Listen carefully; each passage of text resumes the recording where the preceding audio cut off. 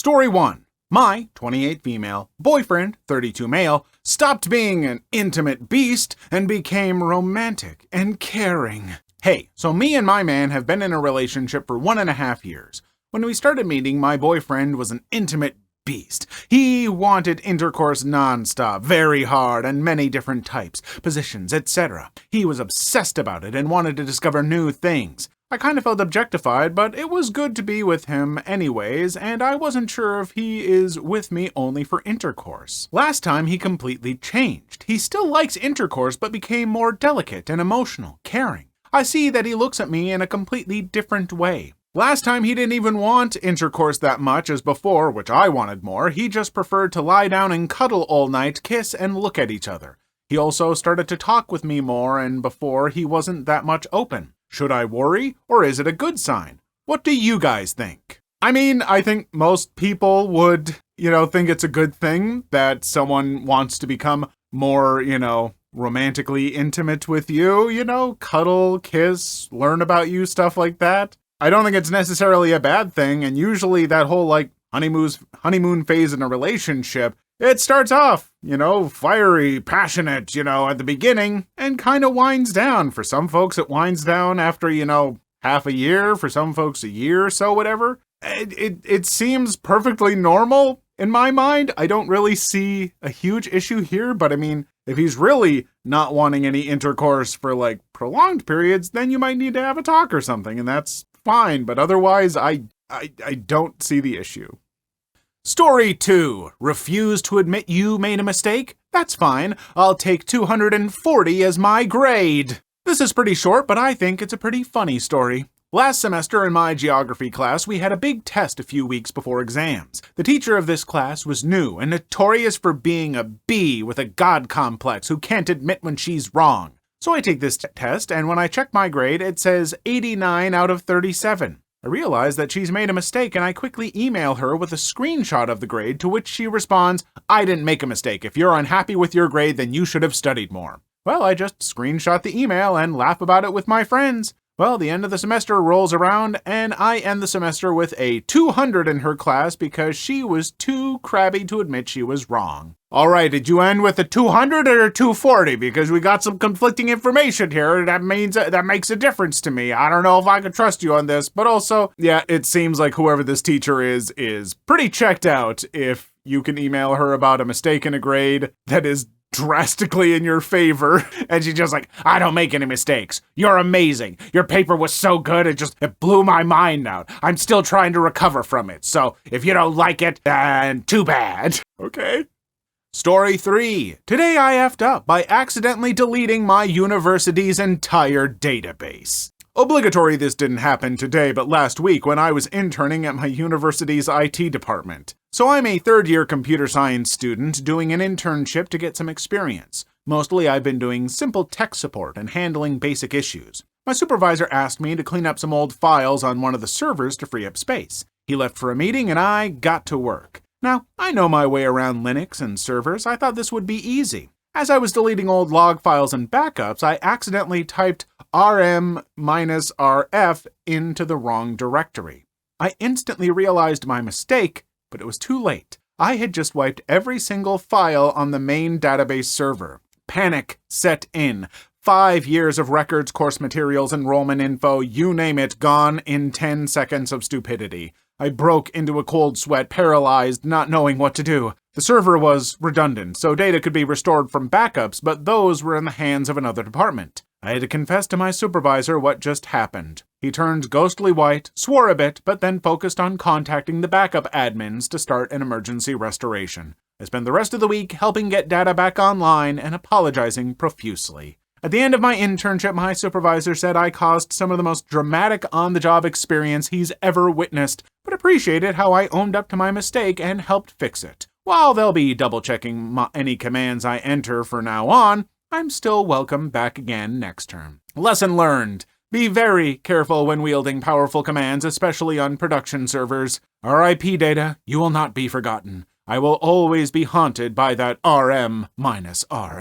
It does always amaze me that there are certain just tiny mistakes you can make with computers if you're in the right or wrong spot of a computer, where it's like, oh, did you enter in something on the wrong line, or did you click the wrong thing? Well, everything's gone now. You've screwed everything up. Everything hinged on this one little thing that we've given you access to. There's no, like, prompt that'll come up and be like, are you really sure you want to do this? Because it'll be bad. The computer just goes, okay, blah, and data everywhere.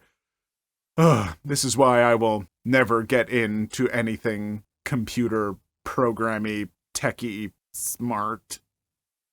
Story 4. Entitled Mom Took My Phone on Airplane. I was on a 6-hour flight a few years ago. I was in the window seat, and there was a cute 5-ish-year-old in the middle and an entitled mom on the aisle. Before takeoff, she looks at me and says, I hope you have a big bladder because we are not moving. Okay, here we go. So I had downloaded several Netflix shows and comedy specials to keep me occupied, and I put my corded earbuds in, because I'm cheap, and settled in to close my eyes and relax to some Jim Gaffigan. A while later, I feel my earbuds being ripped from my ears. I look over, and the entitled mom has my phone in her hands trying to unlock it. Of course, I was like, what are you doing? Give that back. She just said I was sleeping. I wasn't, but that's not even the point, and didn't need it. Her kid did. Her kid was coloring in his coloring book, by the way, and was looking quite content. And the airline has movie screens in the seat backs.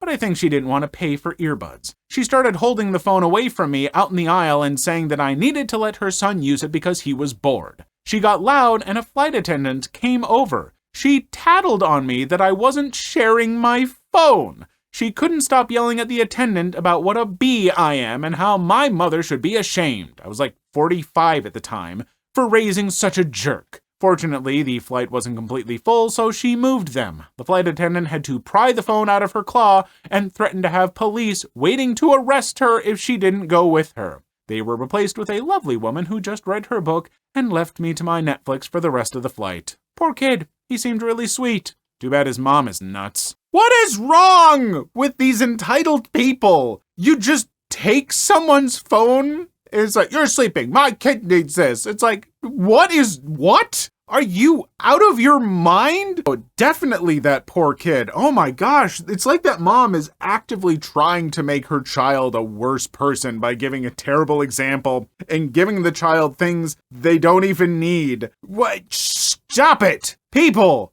who are entitled like this, you need to stop. Because eventually the rest of us are gonna snap, and you will get what we give you. Story 5.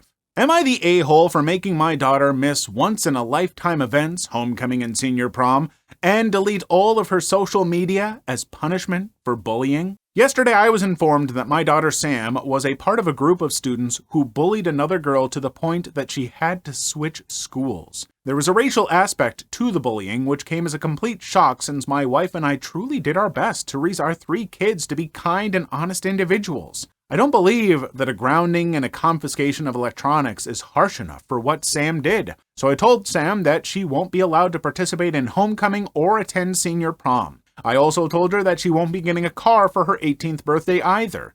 Finally, I told her that she'll have to delete all of her social media accounts with either me or her mother watching. Sam begged me to allow her to go to senior prom because it's a once-in-a-lifetime event, and keep just her Instagram account because it had pictures going back years that weren't saved anywhere else. I told her that she shouldn't have been a racist bully. My parents are temporarily staying with us while their house is undergoing renovations. They agree that what Sam did was completely out of line and must be punished, but they think that making my daughter miss homecoming and senior prom and forcing her to delete social media is far, far too harsh. Okay, I don't think that it's too harsh, because if that is what she's doing to the point that it basically forced another girl to switch schools, she needs a punishment. The thing that I would question is it effective and is it teaching her? Because you don't just want to, punish her and make her upset and just have it be a prison sentence. You want it to be rehabilitating. You want the daughter to learn.